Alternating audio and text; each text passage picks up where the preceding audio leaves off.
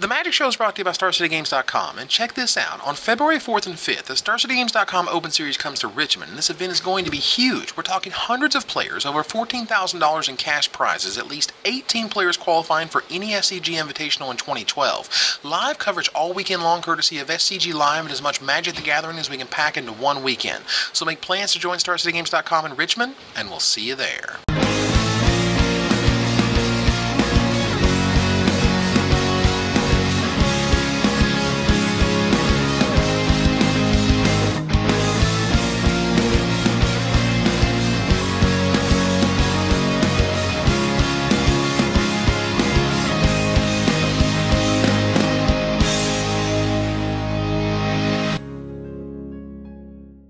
Hello everybody and welcome to another edition of the Magic Show.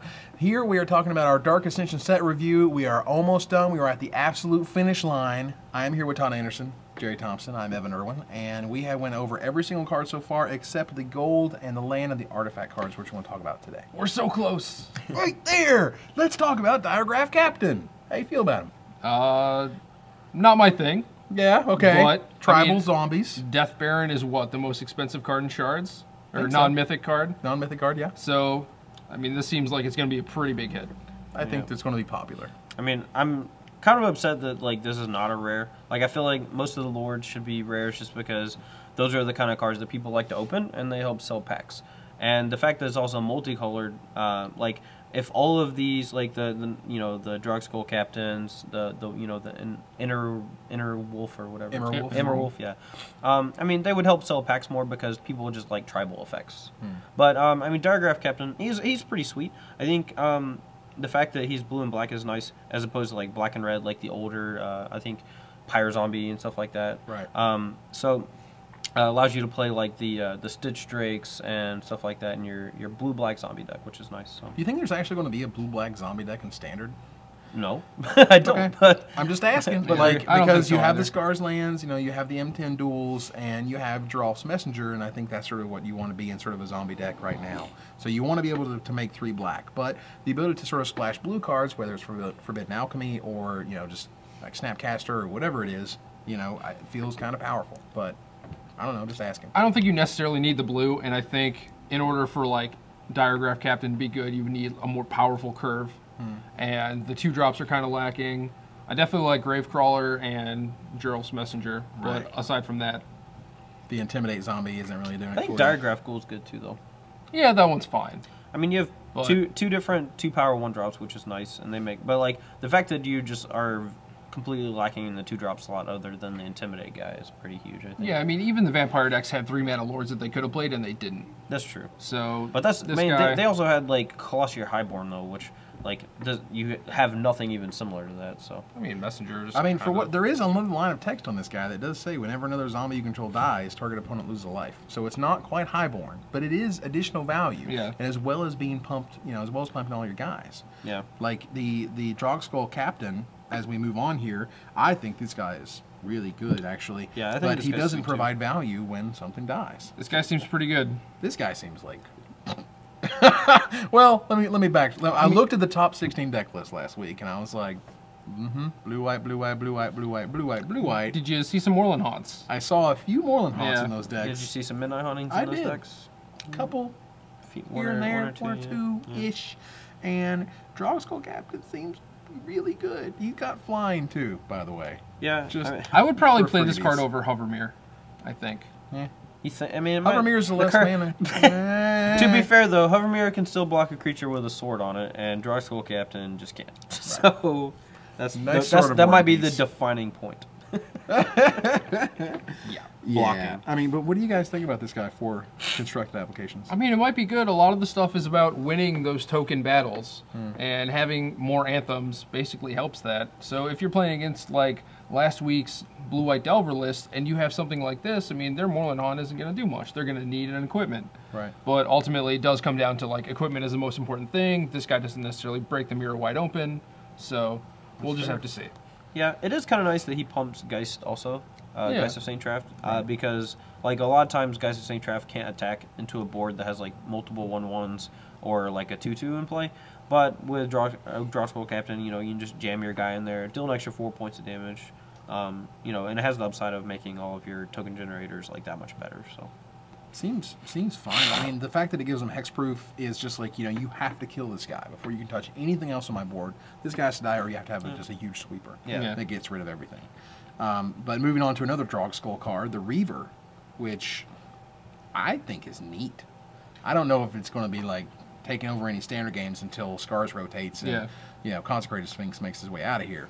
But yeah, and that's the problem is like I want to play this guy with Pristine Talisman really badly. Oh yeah. But once Talisman is gone, that means Sphinx is gone too, and that's when you can finally play this guy. So, I mean, the fact that this member is not played as much is nice, I think, for this guy, and actually helps this guy maybe be played. But Vapor Snag is played, so yeah. But luckily, like, you know, when all those cards rotate out, they're all going to be gone at the same time. So Reaver might just become like the best finisher if the like M13 cycle of you know, mythics isn't busted. Right. Well, I mean, like Vapor Snag, it's funny, and it actually cracks me up here recently in Standard because people are just like Vapor Snag, Vapor Snag. I'm like, it's unsummoned. Like unsummon effects are going to exist whether or not they rotate or not, and unsummon, my guess, is going to stick around, and Snapcaster is going to be obviously in the same block as this guy for, you know, perpetuity. I guess that's fair. So there's going to be unsummoned effects. There's going to be removal spells. Everything dies to something, but I think right now this is just outclassed. In a variety of ways. It did take a while for Consecrated Sphinx to catch on, so I mean, maybe this is the same type of thing where eventually people will be like, yeah, this is actually what we need. Yeah. So. Yeah, and I really like the fact that it's like whenever you gain life, and it's not whenever you attack and deal damage to them. Right. So like you do have the ability to just like when you untap with them, even if they have a blocker or something, like you can play some stuff before combat to gain life, like Cycle of Renewed Faith, you know, like in order, you know, various other old formats, but in general, like he's a pretty cool card, and I mean he might be really good at some point. Like you said, Consecrated Sphinx was not the best card for that slot for a long time because of Jace Mind Sculptor and stuff like that. Right. For me, I'm not so worried that much about like Vapor Snag in terms of like Unsummon being existing. I'm worried about Dismember existing, and when Dismember leaves, I feel like this card actually gets a ton better. Yeah. And so does the next card on this. But there's no Pristine Talisman. Yeah. There's Falcon Rallo, Aristocrat. This guy. Holy Captain Tiggles 2.0. Captain Tiggles with fangs, y'all. What? I think this card is cool. I think this card's cool too. Me too. If we were in another day and age, this thing would be like pretty awesome. Well, but what about this day and age? Gutshot's a thing, Hero of Oxid Ridge is a thing, Cough of the Hammer's a thing. Man, this has flying though. Yeah, Hero can get blocked by 2/2s and whatever. Like, what 2/2s exist? I don't. They're all 1/1s. I don't know. I can't go Intangible Virtue because they have flying, and then they're just going to block her because they have flying. So yeah, I don't know. I like her a lot. I actually, honestly, I think Falcon Rallo, Aristocrat, of like a lot of the newer like mythics that are like really close to playable, I think this might be like one of the ones that's the most playable, specifically because you can sack any creature to make it indestructible, which saves it from Gutshot, which saves it from you know, all the burn spells and everything. Right. And the other part where it gets a +1/+1 counter if it's a human is fairly irrelevant in Construct, I think. It's nice. So, bonus. I mean, sure, but I mean, there aren't a lot of black and red humans that you're going to want to play. So, but the fact that it's flying haste and has the ability to save itself from a burn spell, whereas Hero of Oxid Ridge just dies to everything. Cough of the Hammer, like, can't protect itself and just gets hit with like a Geist of Saint Traff token or whatever. Right. So Falcon Rallo, Aristocrat can save itself, which is really cool. And when you have cards in your deck, I mean, you could potentially play like a hybrid vampire/zombie deck that plays Gravecrawler, and you could like sack a Gravecrawler to her, and then post combat just like maybe like recast the Gravecrawlers or something like that. So exactly, she's very good against sweepers. She's pretty solid against removal spells. Again, she doesn't pass the Vapor Snag test, but the fact that she has haste is really good. But what I'm sort of but for me, like it's the Gutshot test for me is a lot different than the Vapor Snag test. Like unsummon, like. There's a ton of cards going like loose on summon, like, you know, fails to go for the throat test, I guess. But no, like, but the problem is that Vapor Snag is actually good in that Delver deck. Like once these cards rotate, even if you know on someone is around, the same decks aren't going to exist, and that Delver deck might not necessarily be good anymore. Sure. So then things change. I was actually making the argument that it doesn't pass it perfectly, but it's actually better than a lot of creatures against Vapor Snag because it has haste. Like creatures that don't have haste are generally worse against unsummon effects because you get virtually no value out of them. But like because your opponent can bounce them on your turn or their turn, But if a creature has haste, like if they're tapped out, you actually get in a swing before they can Vapor Snag it. And if they Vapor Snag it on their turn, then you get to play it and attack again or whatever. So. Fair enough. So Haven Ghoul Lich, this is one of those cards that started out like really underrated. No one really liked it. And then I actually felt it like sort of went like crazy overrated to like, oh my god, this card is just going to be like the nut and everyone's going to play it. I think this card's terrible. I think the card's fine. I think you're not going to play more than one of it in your blue-black control list, but I think there's stuff you can do with Heartless Summoning and in like the Grand Architect summoning, like Mirror Superior on deck. Like maybe that's a card that you play two of or something. But I don't know. There are the Titans, like Sun Titan exists. I mean, I actually think it's pretty cool with Perilous Mirror and Heartless Summoning. Like you just spend X and 2 them, right? Yeah. So. But like Glissa's the same thing. Yeah, true, but Glissa is also like double green, which is... Or is she double black or double green? Double green. Double green. Yeah, like the double green on Glissa is a little annoying. Plus, like, most of the Heartless Summoning decks already want to be blue-black, so that you can play stuff like Grand Architect and stuff like that. So, like, with Perilous Mirror, like, with Glissa, you can only really target creatures with it, because that's how you get it back with Glissa. Yeah. But with this, you just spin one, deal 2 to them, spin one, deal 2 to them, spin one, deal 2 to them. So, I mean, it has applications, and with Heartless Summoning, I think it's one of the better ones, so... That's fair. It's one of those cards that like I'm glad it's mythic. I think it really is mythic. It's a great mythic card in that it's like sort of like weird and powerful and can do amazing things, but it has to be used in the right way and that type of stuff. So and it's still up in the air. I mean, I still think we're either going to be like talking a lot about this card in 6 months, or we're never going to mention it again. You know what I mean? I think like it's just that. It's just like that. It's a very swingy card. Now, my favorite mythic this side of Sauron has to be Huntmaster of the Fails. This guy is awesome. Where's Warpede? No, this is way awesome. Way awesome. Way awesome. Oh god, this guy's way better. Wow, this guy is the nut. Holy cow. He's transforming, or he's in the battlefield, he's making dudes to gain your life. He's transforming, he's doing kind of crazy stuff. Like he's damaging you, he's killing stuff. Like he's good. He's does a lot of different stuff. Yeah, wow. He's one of the very few reasons that you would actually want to play Moon Mist in Standard. Oh my God. Like being able to like flip him to just like shoot something and like get him out of incinerate kill range. Something, hit you, yeah, turn it back over, gain crazy, some life, man. make another guy. Yeah. Like, wow. He's not legendary. Not legendary. I think that is kind of weird that he's not legendary. He feels very legendary, because he's the Huntmaster. Right. So you I mean, I guess in the same way that Mare of Averbrook. Value. Yeah, like the same way like the Mare of Averbrook, like there Pod. should only be like one Mare of Averbrook, right? But they don't want to like limit you to being all in play. For the same reason, like I mean, Valakut is kind of did its thing in Standard, but Valakut's reason they didn't make it legendary was because they wanted you to play more of it. And I think they kind of learned their lesson from Kamigawa Block was like, oh, I play Kokusho. Oh, I play Kokusho. Oh, I play Kokusho again. Oh, I play it again. Yeah. Oh, nice. 10 me and then 10 me. Oh, they also don't want Phantasmal Image to be just the best card in the format. So right. But I mean, Phantasmal Image with this guy still seems pretty good. sweet. Yeah. Like I still make a 2/2. You only get it the one time, but yeah. I think the gain 2 life kind of gets skimmed over a little bit, but there are very few cards in Standard that actually can just gain you life for value. Right. The fact that you can Green Sun Zenith for this and gain 2 life immediately means it's like pretty good against red decks.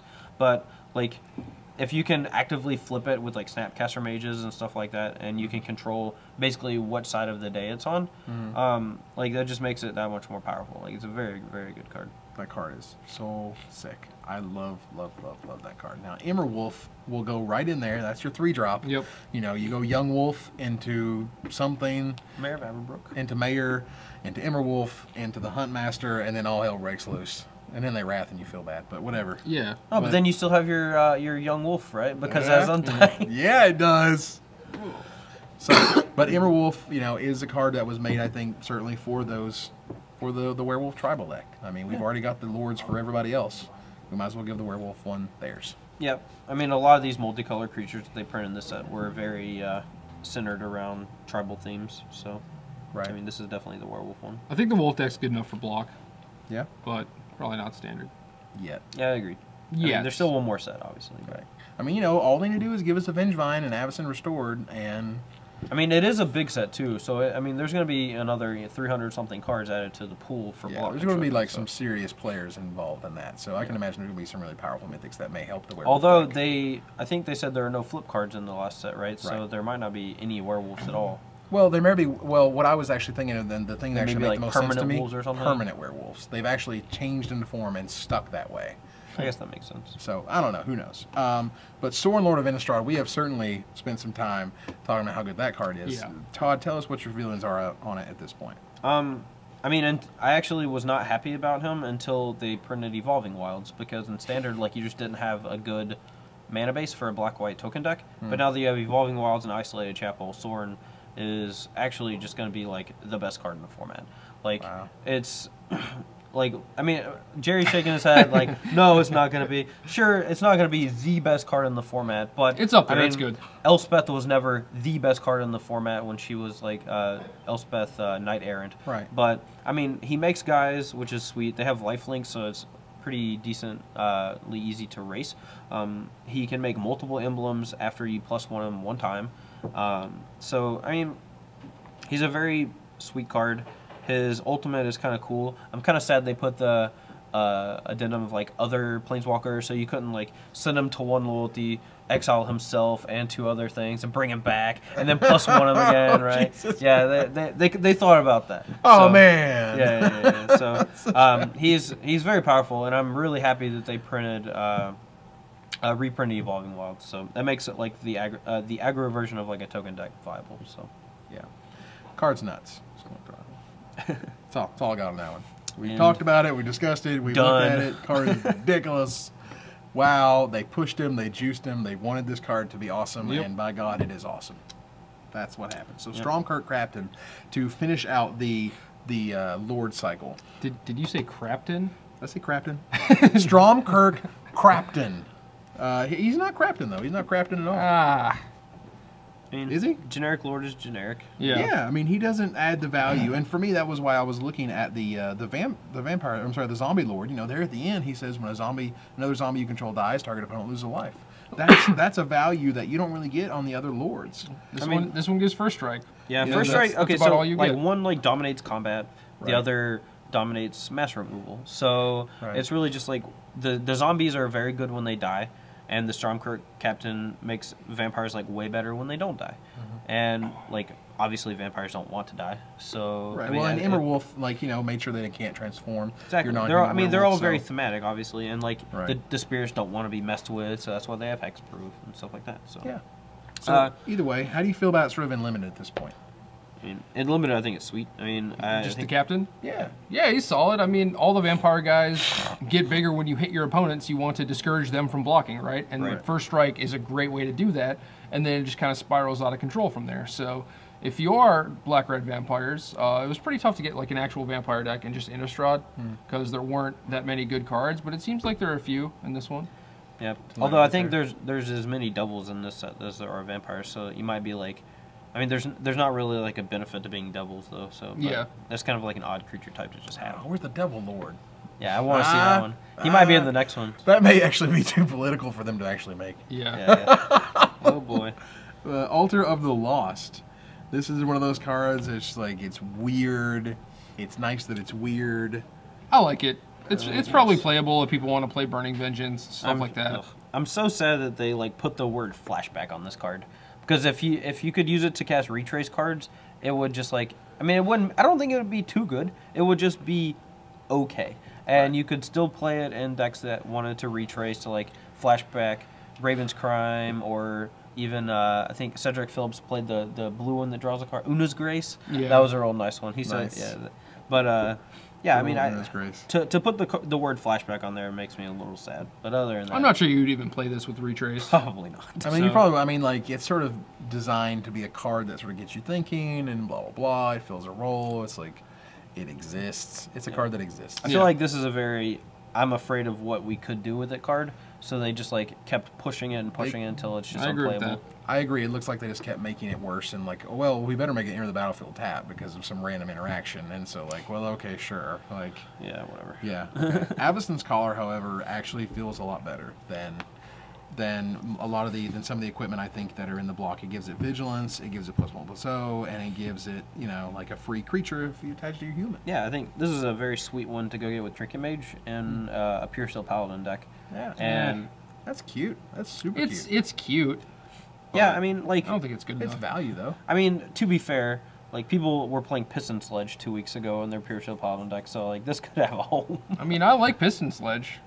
not in Pure Steel Paladin. I don't think that's what you really want to be doing, but in Tempered Steel, like, I mean, that's a powerful card. This is not a very powerful card. Right, but in Pure Steel Paladin, like, I mean, you know, again, it can be tutored for, which is nice, but also it, like, 1 mana equipment that doesn't totally suck actually works with your Pure Steel Paladin to get value, and you're drawing a card off of it. Yeah, I also think this not card, the worst I've actually. This card is actually just bonkers and limited. I think, like, if you have like a good human deck. So right. I mean, I think time will tell whether or not it's good and constructed. But I mean, it's probably not good as like in multiples. But if you have like Trinket Mage, Pure Steel Paladin, etc., like I think it's an okay one of. I'll take the under.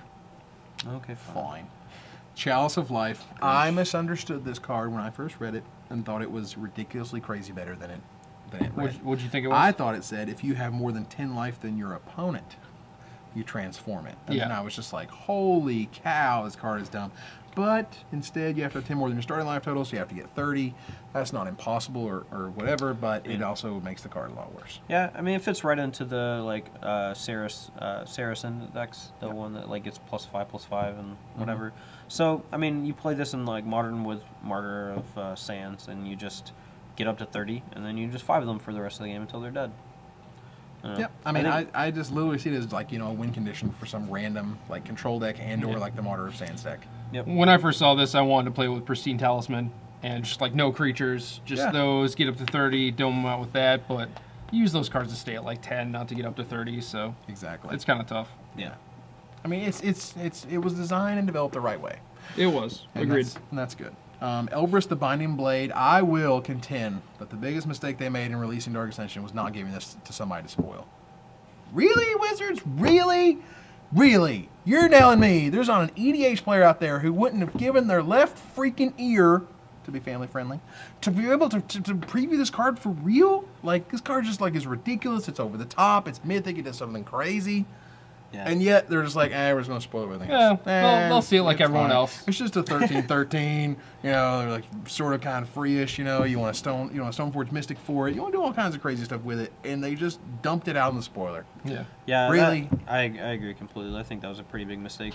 Yeah, like specifically with Stoneforge Mystic, I don't think it'll have applications in Legacy, but this will definitely see some play in some decks in EDH, and I mean it's very fun. Like, this is, like, one of the cards where, like, oh, man, please don't block so I can get this 13/13 so I can kill this guy with it. Yeah, but I'm going to hit this guy with the blade, right? Yeah. So then, but... It's going to be totally sweet, right? Like, this card is just made to be sweet. Yeah. Why didn't you give it to someone who would be excited about how sweet it was? Why did you not do that? There's got to be a Commander website somewhere or something, you know? You know, people who write about Commander, no, nobody does that, right? No. Oh, okay. Yeah, they actually had to make a special rule that you couldn't play Withengar as your general because he doesn't have a mana cost. Because the backside of cards are actually like cards, you know, like they have, you know, like you can metally mage them and stuff like that. So like you can't play Withengar as your general, which is funny. So that is kind of funny. We're ready to begin now. Okay, sweet. On the battlefield, go. Yep. 0 for 13/13. Go. Sweet. Executioner's Hood. Again, I love this because the flavor is off the charts. Like, it works with everything. It actually works the best with the ability word of Intimidate. Yeah. Like, you know, that's awesome. Like, because literally the guys who had made the Infinity Fairies video, those guys, Nate and Sean. Nate, the guy's incredibly tall. He's an awesome guy, but at one point in time, he was hired on a film set as an extra to just be an executioner. To just put on the hood and look intimidating. That's literally awesome. What they asked him to do. And what you're doing here is you put it on the hood and you're being intimidating. That's awesome. That's pretty sweet. I love that. I think that's a win. Yeah. I mean, flavor-wise, definitely a sweet card, but I don't think this card is playable in constructed or limited. Nope. Nah, it's pretty bad. 2 mana and 2 to equip. If it were +1/+0 intimidate, I think it would be playable. But even then, it would be a stretch. But Grafdigger's Cage represents a new era of Magic development for me. Like the idea that you're going to give up a card to stop something from happening that you don't like in the game. Totally. Yeah. I don't know. Any deck. I think it's highly overrated. Fair. All I'm saying is that like from a game design development, I agree with what you're saying. They are creating this like stopgap. But even as far as like stopping everything, it doesn't really do it. It's like kind of cool that in Legacy you can play this against like Dredge, Reanimator, Greenstone Zenith, all that stuff, but like Dredge is just gonna dredge into stuff, and then they'll find a chain of vapor, bounce it, and they have a bunch of stuff in their graveyard. You know, it's like but like then again, if they mill over like Narcomoebas and stuff, they don't get to put them into play. So I mean, like if they're milling over their whole deck, like they're gonna miss a lot of value out of like. I mean, they're still gonna have Icarids or Bloodghast, whatever their version is. Like I mean, sure, and I mean, but I think like Grafdigger's Cage has applications against like so many matchups, and if you have any sort of counter magic to protect it, like they're just stone dead. But I mean, are you really gonna want to play this against a deck that only has Green Sun Zenith as a target? Like this seems like. I mean, you might want it as a Trinket Mage target. I mean, that's fine. That's fine, but is that even much better than like a Crypt or a Relic? I mean, depends, right? It is. Oh, I think it is if you have one main deck because it hits so many different things. Like Crypt and Relic, like while Relic can draw a card, Cage can shut down like so many different archetypes, and also just like stymie very specific cards that would normally be very bad against you. Like a deck that like plays Green Sun Zenith and relies on Green Sun Zenith to get very specific things out of their deck. Like if you just play this, they can never get Pride Mage to kill it. They have to just raw dog draw it. They can never go get neither Reliquary, so that like they actually just have to play fair. They don't get to play with 8 of their best card. They get to play with 4 of their best card. Yeah, but that's only Zenith. That's not worth a card. All I'm saying is that that is the worst case scenario. That's what I'm saying. That's the worst case scenario. To keep moving on here, the Grafdigger's Cage for me is interesting in that it just, for the cost of a card, it's not Sabo's Web. For the cost of a card, you are incredibly dampening what your opponent may be doing. It's also a stopgap to make sure that all the ridiculous graveyard shenanigans that they made in this block are not going to take everything over. True. And it's also, to me, really, really impressive that you can make a card that is going to impact every single constructed format, no matter what it is. That's true. In some form or fashion. I think that's cool. That's all I got. Fair enough. Moving on. Heavy-matic. It's heavy. It's flavorful. It gives human bonuses. We've been here. We've done that with Silver Inlaid Dagger. Yep. It's cute. Moving on. Yep. Hell Vault. That's neat. It looks sweet. It looks super cool. And so, do you guys know the flavor behind the card at all? Please tell us. Okay, so and the Hell Vault is a place where you trap demons so that they can't go back to hell. Because if they go back to hell, they're just going to come back eventually, right? So they trap them in this place, and that's why like you can exile creatures you control like easily because like you're just willingly putting them in there or whatever. Right. But like if you spend a lot of mana and like take a lot of time to trap them in there, like that's what you're doing with the 7-tap. Right. But then if the Hell Vault ever gets broken into, like all the demons just come right back. So you can get in a lot of trouble if the Hell Vault fails to exist or whatever. So that's awesome. So like, yes, that is awesome, and yes, that is cool, and yes, the flavor is great, and ultimately it seems pretty bad in any sort of constructed application. Yes. Yep.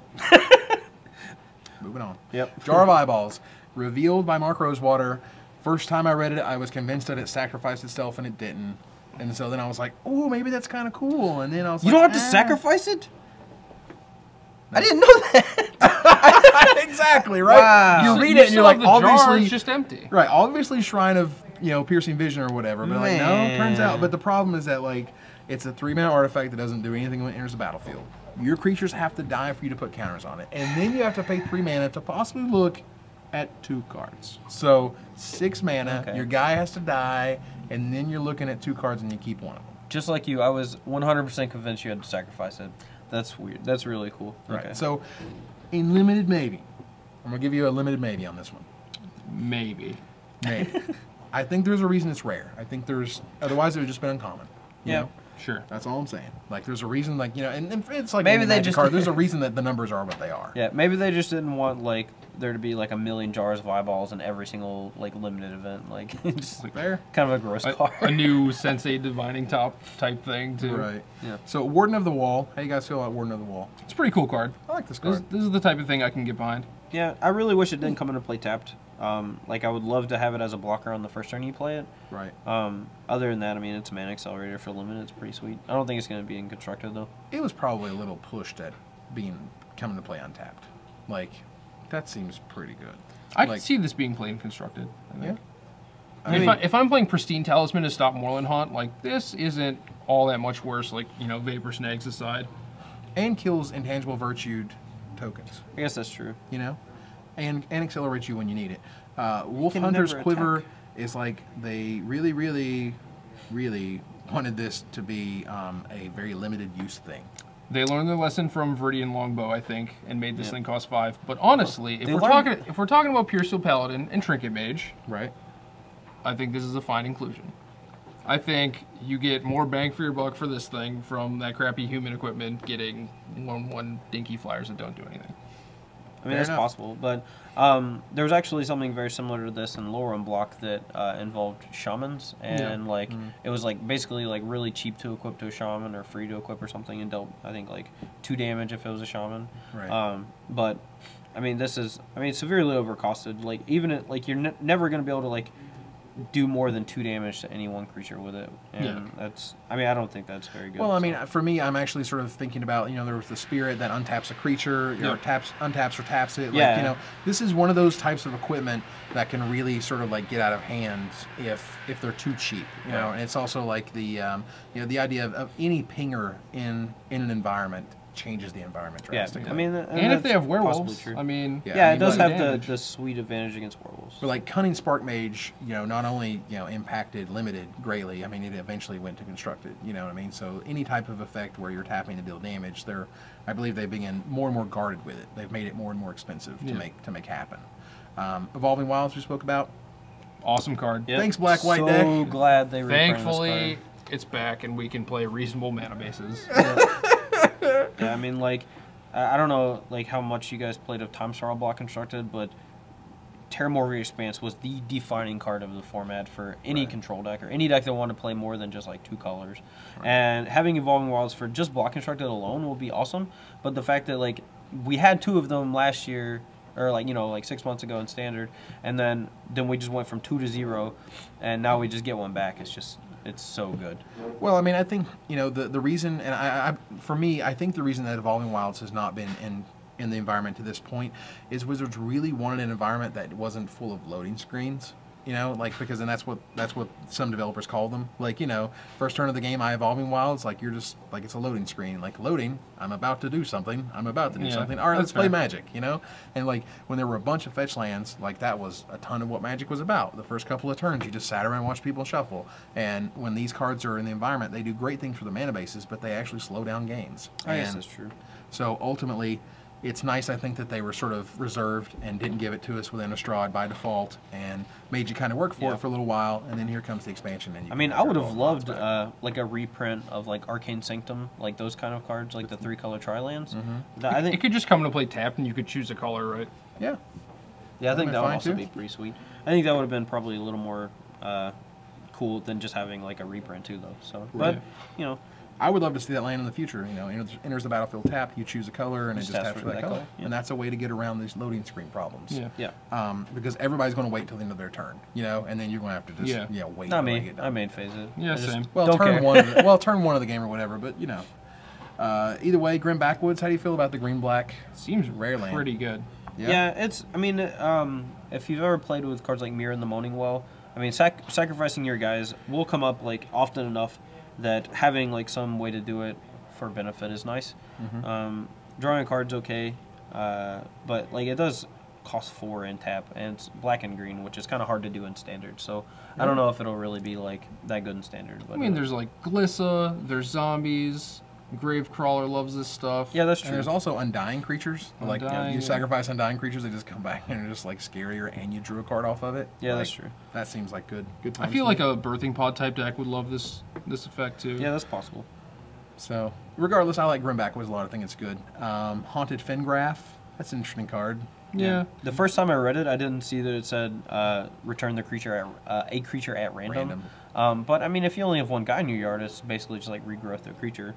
But I mean, sacrificing a land is pretty rough. So it's like a fine colorless land if you need a 17th or 18th land for limited. Oh yeah. I agree. I think it's definitely fine and limited. So right, and I think that's sort of what it was made for. It's just a common. It wasn't one of the rare lands.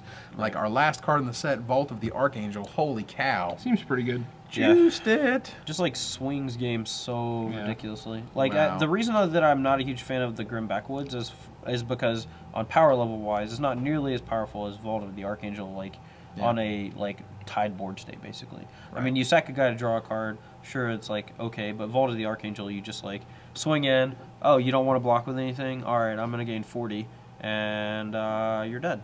And I want to see the other lands. Yeah, I think they're going to be in the next set. I'm not sure. I can imagine they're going to be an Avastin Restored for sure. Yeah. But like, holy cow, I think they really juiced the Vault. I think the Vault's really good. Yeah. And I think Grim Backwoods is like good. You know, but I think Vault is certainly like right there. Well, between Vault, Lingering Souls, Sauron, like Black-White is just being like force-fed. Yeah. I mean, you know, they made you that deck. That, for me, I feel like that's the deck that Wizards was like, okay, guys, like, you're looking for a really good deck. It's right in front of your face. Yeah. And everything else has to be discovered by you guys. But they gave that one to you. So that is our Dark Ascension set review. Tell me, guys, what you feel are your sort of favorite cards of the set. Stranglegeist is my pick for just the one that I like the most. I don't think it's necessarily the best, but I'm a fan of just like attacking with random dirtlers. So having a guy that's very similar to like Kitchen Finks, but it's more aggressive. I love Stranglegeist. It makes Green Sun Zenith that much better, and can make like a Dungar Elder deck viable, I think. So I like tokens, I like spells, I like flashback, Lingering Souls, not close. Yeah, Lingering Souls. I probably just have to default to Sauron. And that's fair. He's so nuts. Sauron is insane. They wanted to make him good, and by God, he is awesome. True. Yeah, I think one of the biggest parts about Sauron, though, that people need to keep in mind is that if you look at what happened with Worldwake and Jace the Mind Sculptor, it was a small set, so it wasn't drafted for very long. Right. And then the third set was a big set and was a standalone block. Right. So Avastin Restored is going to be the same way, so like Sauron might actually just be like very scarce come like 6 months from now or whatever. So yeah. And something to keep in mind. Yeah, and people complain about he's expensive this, he's expensive that. It's like, well, the only reason he is those prices is because people are paying them. Yeah. Like, I mean, it's all supply versus demand. I mean, he's an insane card.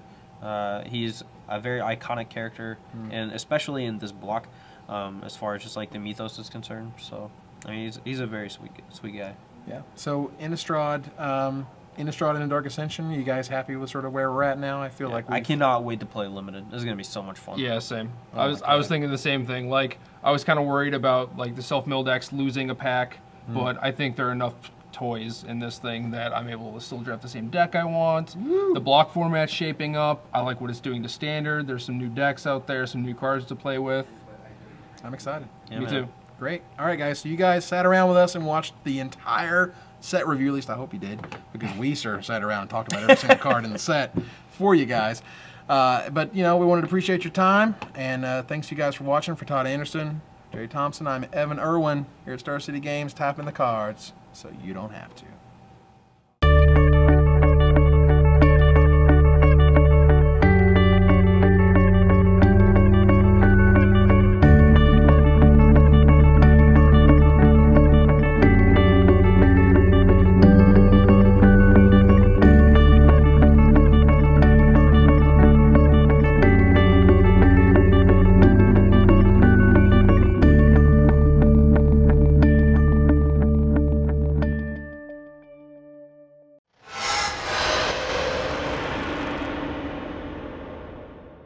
I always like the fatties.